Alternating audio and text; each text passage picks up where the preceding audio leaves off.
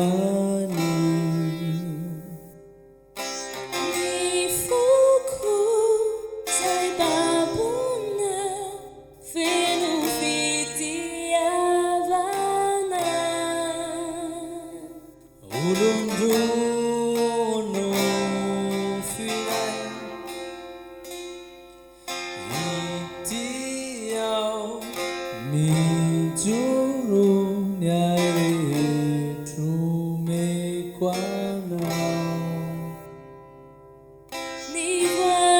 Niwadikwani anawa Hitwechani lama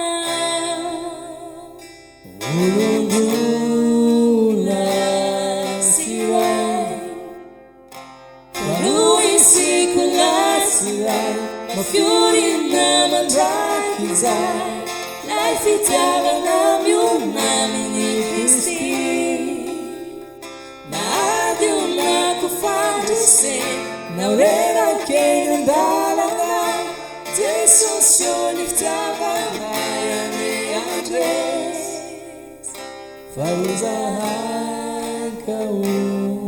irai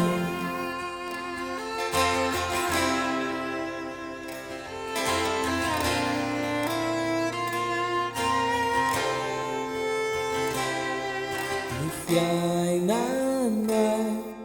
apetakai antanana manutu Fununa hanaraka Sasi japuna Jesus ulundunu firai farui sikulasirai mafiori na mandrakizai Naifitava na miunami ni Kristi Nadi una kufandise na urena kenya ndalanga Jesu sioni ftava na yani Andres Jesu sioni ftava na yani Andres Desai Yanonu lua na Jesu sioni Desai Uvuni na itawineri Desai Hanupana wale niftava na Desai Jesu sioni Farui sikulasirai mafiori na mandrakizai Nifitava tsekanu mevumi na itras